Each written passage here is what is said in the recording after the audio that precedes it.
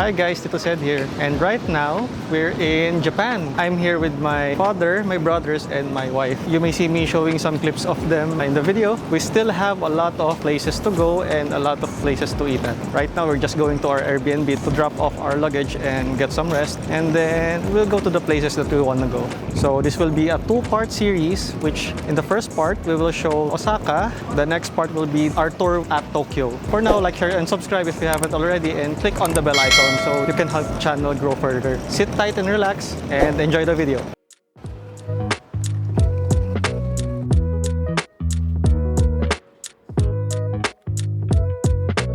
We're now inside our Airbnb. As you can see here, they have the basic amenities, 2 toilets and 2 bathrooms. Around 4 bedrooms, 1 big bedroom and 3 small bedrooms. Decent for an Airbnb because if you have gotten a hotel, costs the same, it will not be the same size. So some of the details that I can show, I'll show on the screen. Some of the details that I miss, I'll just link down in the description below. Let's go!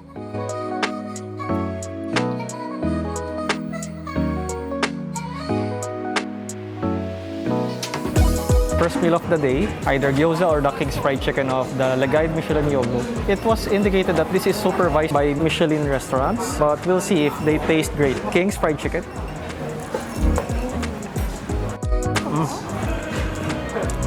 The skin is crispy, the meat is juicy, and also it has that light umami flavor, maybe because of the seasoning that they used. Not too salty, it's just the right taste for the fried chicken. They also have no dip, usually it's UP. So next would be the gyoza of the Thunder God. It has sauce all over it, no need to dip.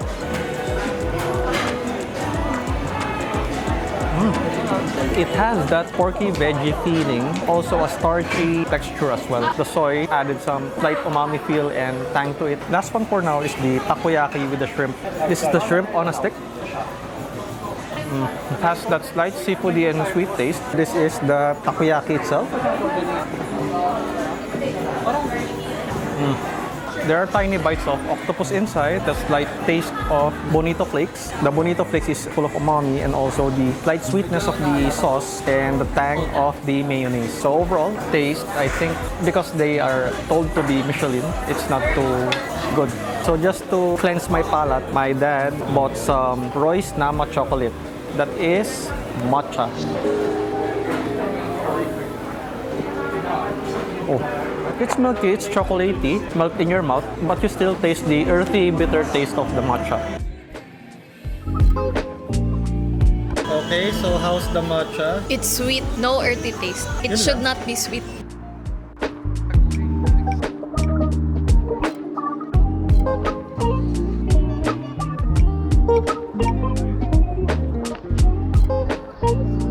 So we're now at Dotonbori sightseeing. What? I'm hungry.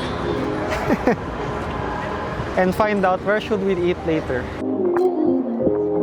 So as you can see here, many people are taking pictures of the Glicoman and posing. Fun fact, the Glicoman is a Filipino.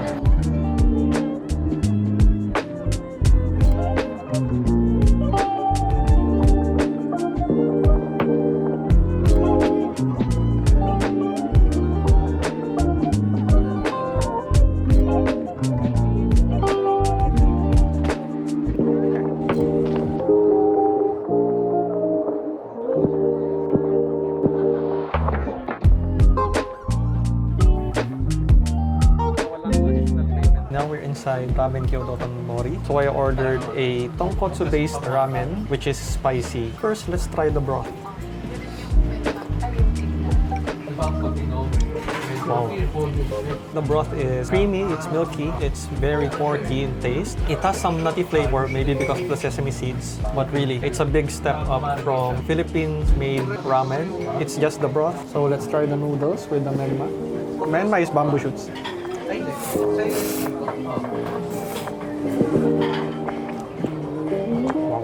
The noodles is al dente, it has the right amount of bite, and the menma added a bit of crunch. The noodles definitely absorb the broth. Here's a piece of char siu.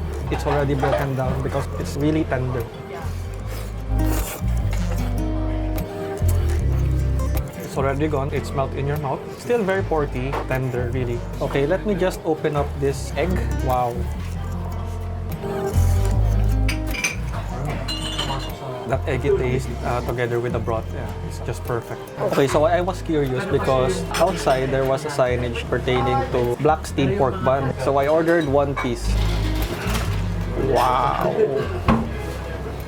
The inside is still very moist. The outside is soft.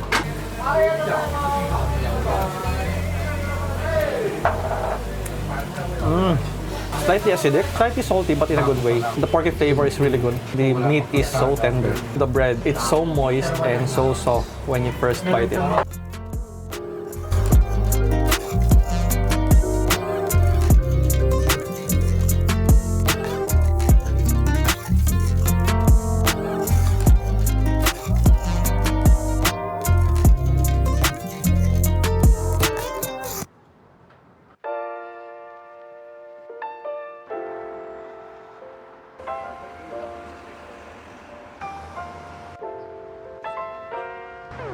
Hello guys, so today we are going to Kyoto Nara Uji tour. So we have availed this at Klook, and I will just link the Klook promo down below at the description. So we're heading out to the pickup point for that said tour, and you guys will see how amazing is Kyoto. So let's go. Let's try their konbini food. So this is their pork sausage, garlic, and mayonnaise. So this is just a spam musubi. Look at that.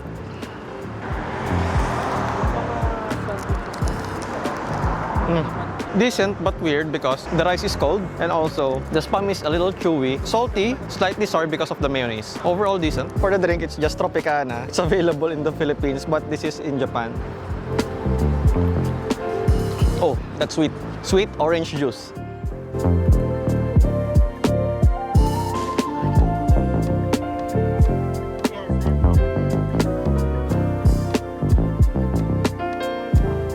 So we just got down from our bus. We are just going to be following first the tour guide going to Todaiji Temple. Later on, we will go to Nara Park.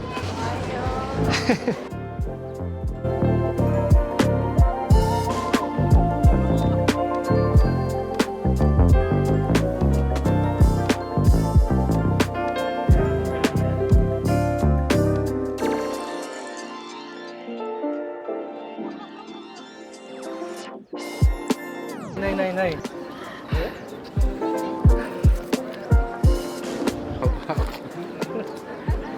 Wag ka matakot. Oh, di ba? Pao.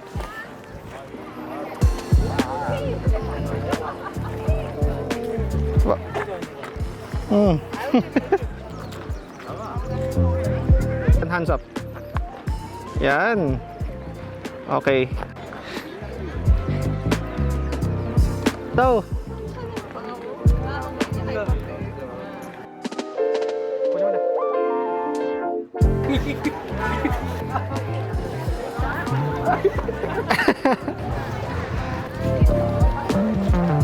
look at my brother being bombarded with deer. So, how's your experience being bombarded by the deer? Scary.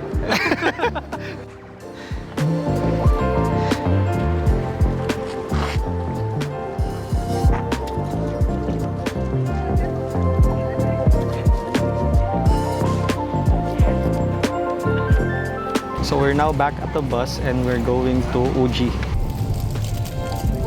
Thank you. So the tour guide gave us some cookies. Let's try. There is chocolate in the bottle and the cookies on top. It's really good chocolate and the biscuit is crunchy.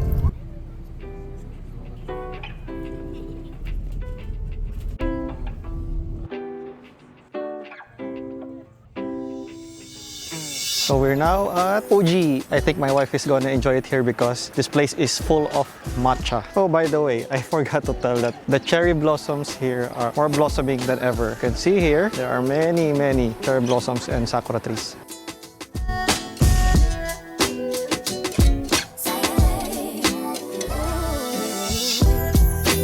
Okay, so we're now inside Maruichi store. This is a roast beef shop. I've just ordered the roast beef without the egg. This is my order. But let's try first their miso soup. Their miso soup is really good. It's deep, funky, earthy, and savory taste. Just to freshen up my palate, I'll just taste their pickled eggplant, I think. It has a fermented vinegar taste. Also funky. So this is the roast beef. Right there. Oh, it has a beefy, fatty taste. It's full of flavor, savory, and full of umami. It's really melt in your mouth type of meat. Next, let's try the sauce.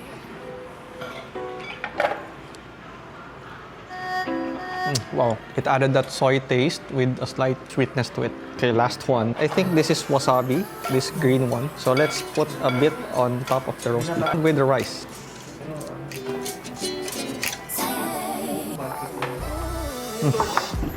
The rice has an al dente bite. The wasabi is unlike any other that I've tasted before because it doesn't taste like the usual horseradish that is served, and also least amount of spice. Okay, how's the beef with the egg? Because I haven't ordered the egg. Doesn't taste eggy, but made the beef more moist and fresh. Let's try their yuzu soda. It's citrusy and fruity, the usual carbonated drink.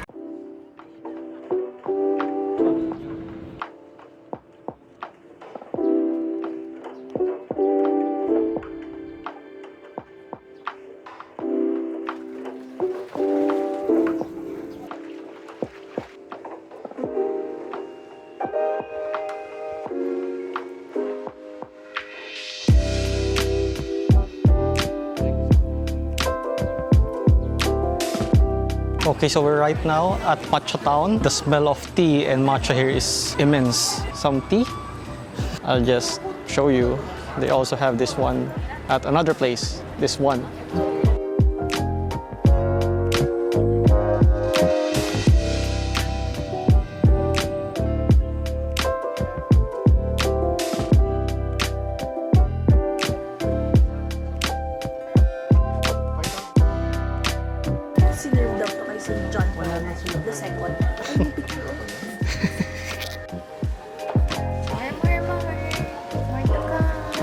Okay, so I'll just try the matcha ice cream that they serve back there. Wow, it's not too sweet. It tastes earthy, quite good. So for today's last stop for this trip package would be the Fushimi Inari Taisha Shrine. So let's go.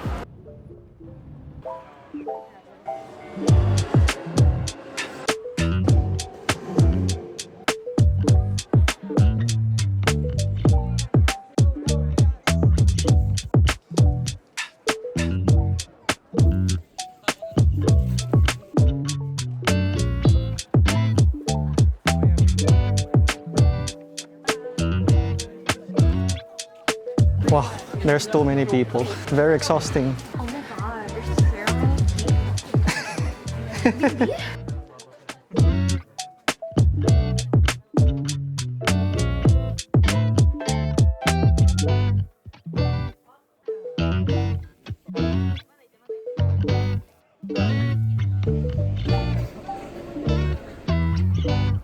So before going back to Osaka, I'll just try the mochi matcha that I've bought earlier. It's so soft, slightly bitter because of the matcha flavor. So earthy. It's a bit sweet, but it's good.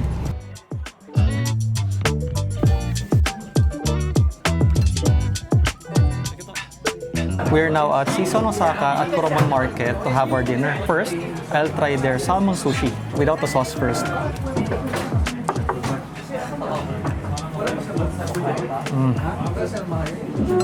The salmon is rich and buttery, velvety melt in your mouth feel, and also the rice has a subtle vinegary taste. Also, the sushi already has a wasabi inside. It got a hint of spice. Next is tuna sushi. Look at that. Really nice. The tuna is meaty and savory, but it is firmer than the salmon. It still has that fresh fish texture. Next one would be the egg nori sushi. I just tried because it seemed very delicious at the picture.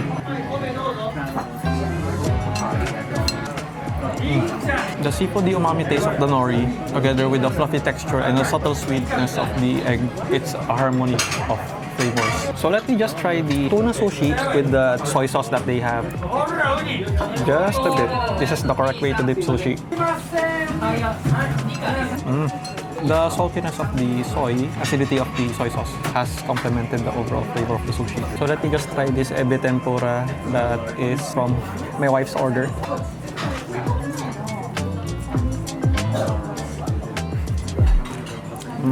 The taste of the shrimp is still fresh. Seafoody taste. The breading is still crispy while also having a sweet taste because of the sauce.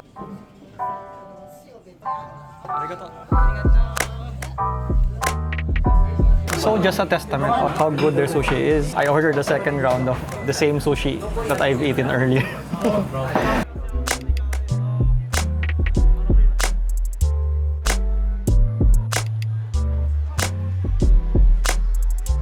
So we're right now at Mega Don Quixote to buy some souvenirs.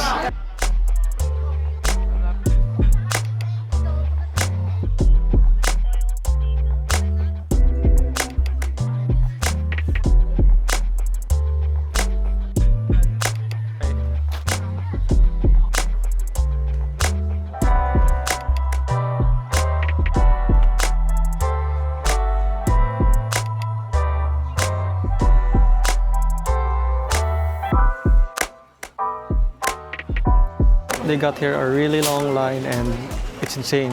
And we just got here at the tax-free counter behind me. So we've waited too long for this. We've successfully got our haul tonight. Exhausting really. But first, please like, share, and subscribe if you haven't already, and click on the bell icon so you can help the channel.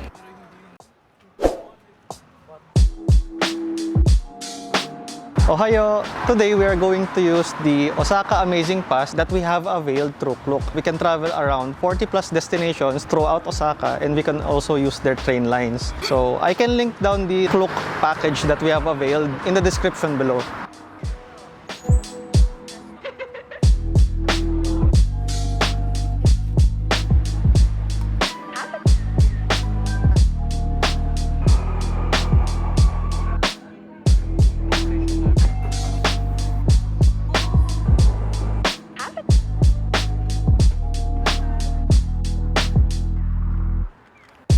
So we're now at the outskirts of Osaka Castle, and behind me here are lots of sakura and cherry blossom trees. It's really amazing, guys. Right there at the back is the Osaka Castle. We'll go through there inside later.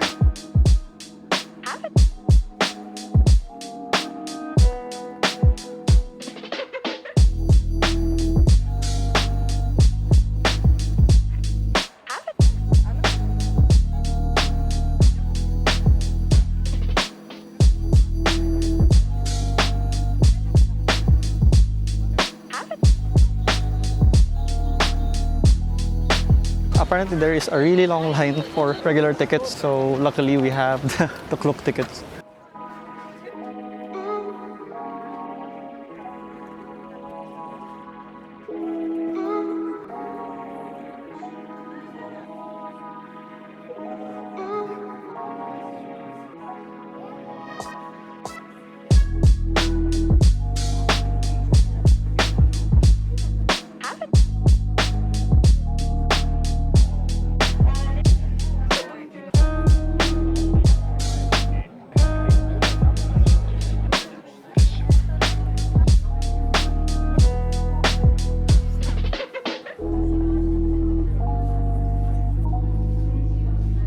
So we've just got out of the Osaka Castle and we're heading out for lunch. We're so hungry.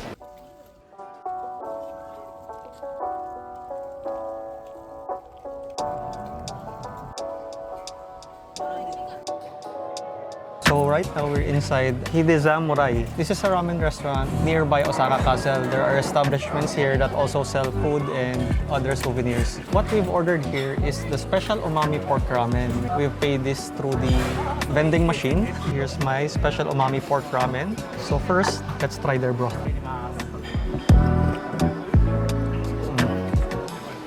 It's rich, it's full of umami, perfect for the rainy weather now. Let's try the noodles with the spring onions and karaage. Karaage is the ear mushroom. So here's a long pull of the noodles.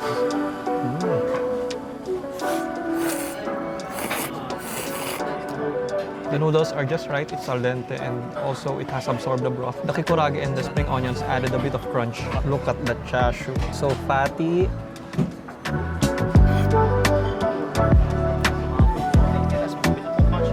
So the fat just melted in my mouth while having a lean bite. So next is the egg. Here's the egg. It's perfectly cooked, soft-boiled, and also I think this has been marinated.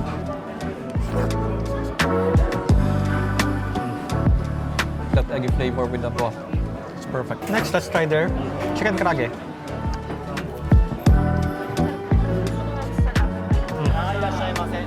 Crunchy and savory, really juicy inside. So here's the gyoza with the sauce. The flavor of the pork, crunch of the green onions complemented the taste of the sauce, which is slightly acidic with the soy, crispy on the bottom and also soft at the top. Apparently, it's raining really hard here, so I'll just cut to the next destination.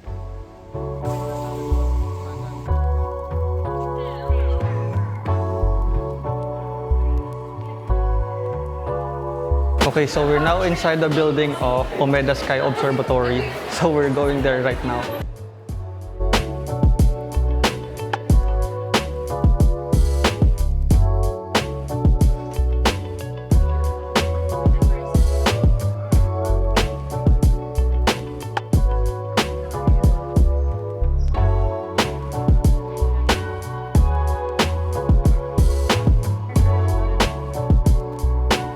So right now we're at the top floor of Umeda Sky. Unfortunately, it's been raining hard, so that's why, as you can see here, the visibility is so low. At least we get to experience the long ride of the escalator to the top and also the view from up here, even though it's low visibility.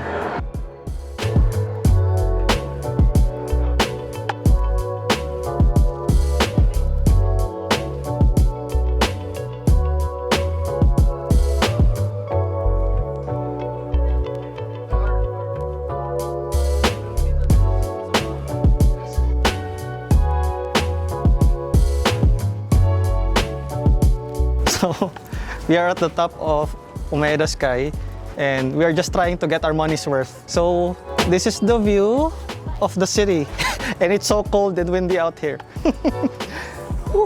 One of my brothers has not come because he's too scared. So we're now done here and on to our next destination.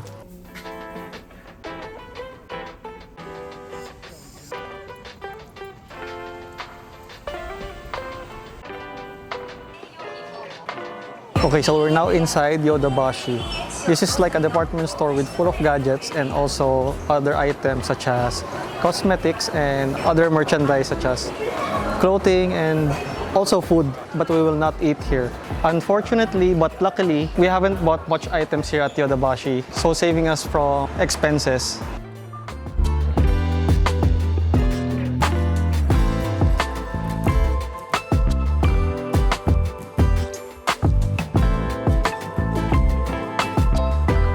This is a sushi place and shabu place also, but we opted for the eat all you can of seafood and meat sushi. But first I have ordered the mango juice. I think this is carbonated. Oh, taste of the mango is subtle but not overwhelming. Earlier the waitress gave us a QR code and then we accessed the menu through our phones. And you can order any items that are included in your package worth 0 yen. So this is the Wagyu roast beef sushi. Really nice. There is a sauce on top. So the Wagyu roast beef sushi has some umami melt in your mouth. It has the buttery feel of the Wagyu and also the sweet taste of the sauce on top. Also the rice is a subtle hint of vinegary taste. This is the bluefin tuna sushi without the sauce first.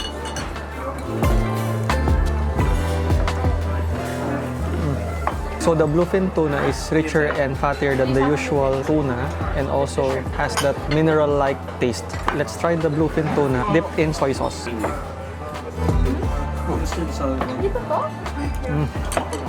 The soy sauce added some complexity to the flavor, soy and acidity. So here is their shrimp sushi. Amazing, nice colors.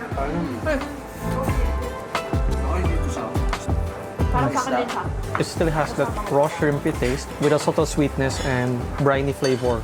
So this one order is a mouthful because it's named too long. This is the Black Wagyu Large Cut Loin Sushi. Oh, also has some rice at the bottom and it contains some beef juices. These are not blood. Ikaw picky eater lang ako.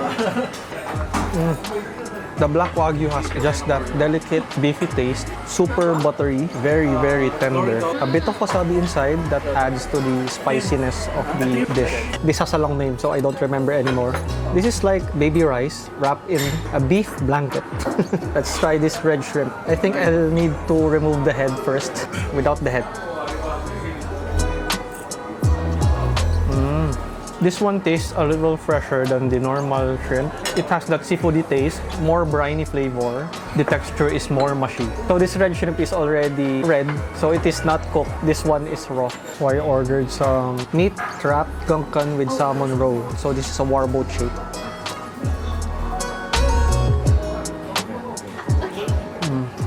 The beef is cooked, buttery and tender. And also the salmon roe added to the fishy, saltier taste. The first dessert that I ordered is the cream puff.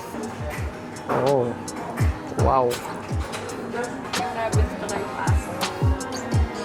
So the cream puff contains a vanilla ice cream inside. Creamy and a little bit sweet. So let's try their cheesecake. It's custardy at the bottom, a slight chiffon feel at the top. Slightly sweet, like the Komori cheesecake that the Japanese have. Hello guys, this is our fourth day. Supposedly this is the last day of going around Osaka. We don't have a set itinerary today, but first we will get our Osaka Metro passes at Ideon Namba. So as you can see here in the screen, the Osaka Metro passes are the included items from the cloak package that we availed for the Osaka Amazing Pass.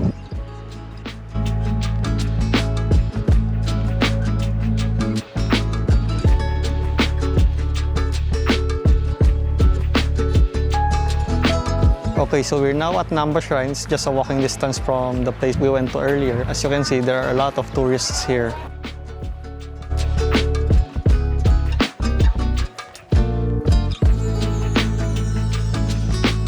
There are also some people that write their wishes here and left it here inside the temple.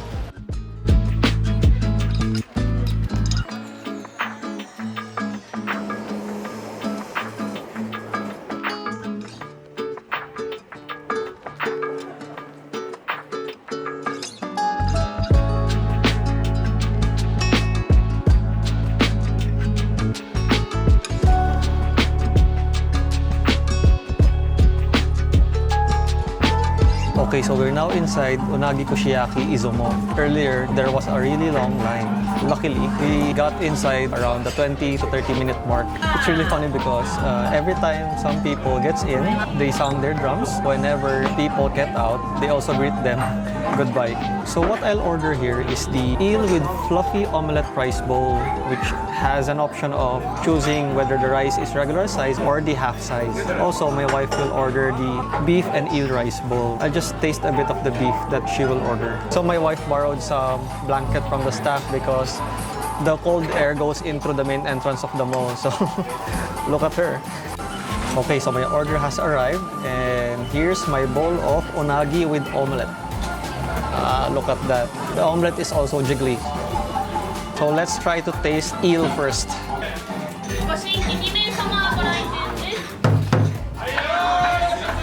Very good. The fattiness of the eel reminiscent to having the fat of the mudfish. Also be careful when eating the eel because there are remnants of eel bones. Those are like thin fish bones. So let's grab a spoonful of the eel, omelette, and the rice. That's a spoonful. Wow. So the eel is so tender, it's so savory, a sweet taste because of the sauce. Saltier and has a fishier taste than the usual fish. The omelette added some fluffiness and egginess, while the rice has a soy taste. So I'll try a bite of the beef that my wife ordered. So this is the beef.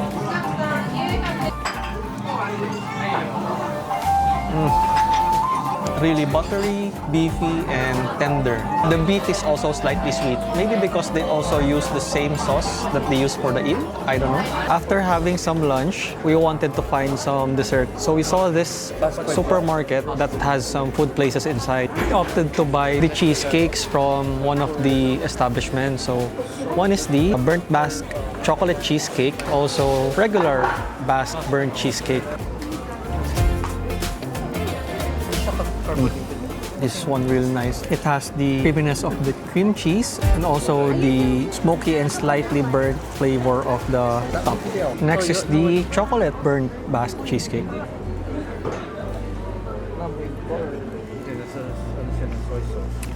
Wow, the chocolate one is slightly sweeter and also the nutty chocolate is oozing with flavor. The cheesecake is also slightly moist. It has a very creamy bite. I think I like the chocolate one better. So how's your crepe? Puro cream. Mango crepe? Mango crepe. Top.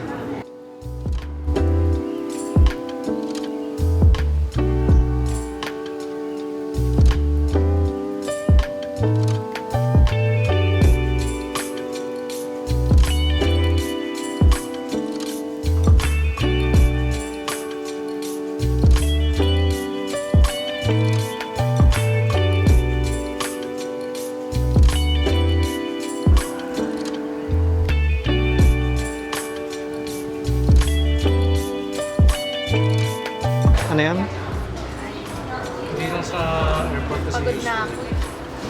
Kaya pinapatas ko yung chocolate.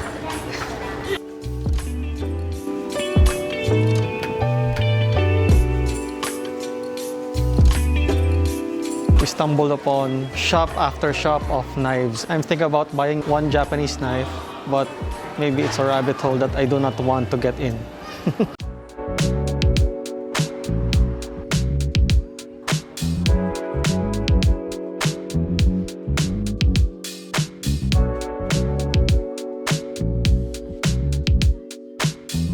So we passed by Denden Town, and if you like manga and anime, I do not like anime that much, but I know other people that do. And also if you like some other pop culture references, you will definitely love Denden Town.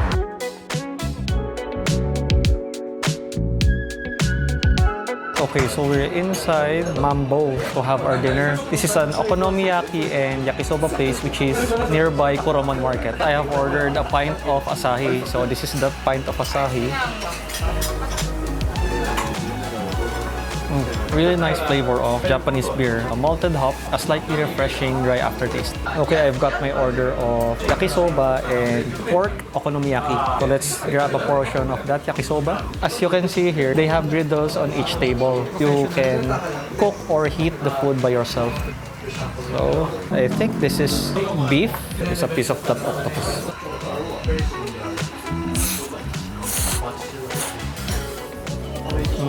The yakisoba is great. It's salty, it's sweet, it's soft, crispy on some parts of the noodles. Bits of pork and shrimp. The cabbage also added some crunch to the dish. Mind you, I ordered the pork okonomiyaki. So this is that portion.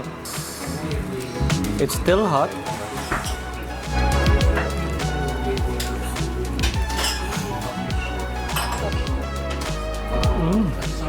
That's really good. The pork is well cooked inside. It's soft and tender. Soft in terms of it's like a pancake bite. There are also some cabbage bits inside. It's a bit crunchy. It is also really sweet and it has some spiciness to it because I added some chili powder. All in all, the okonomiyaki and the yakisoba here that we've tasted here in Japan is really different from the ones that I have tasted in the Philippines. In the Philippines, I think they have skimped on some ingredients because the taste of the okonomiyaki is richer, fuller, and also the yakisoba has a taste of umami, more savory. We've just passed a family mart while going home. The food that we ate earlier is so savory, so we needed some dessert. So I've ordered this bread with custard that has chocolate inside. So let's just open this up. Wow, this is the filling.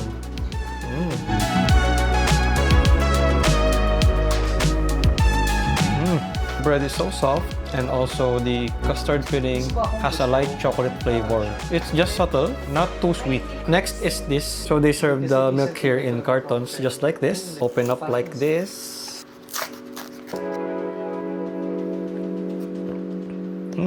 The milk is creamy while not having a subtle hint of sweetness. So this is a whole fresh milk.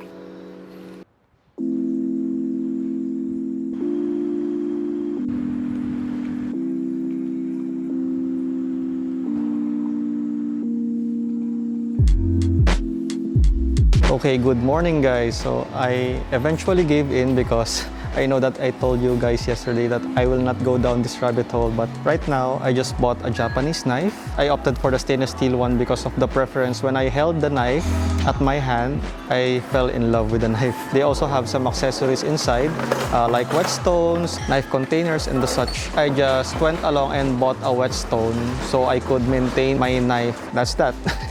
I'll just unbox when I get home because this is tax-free.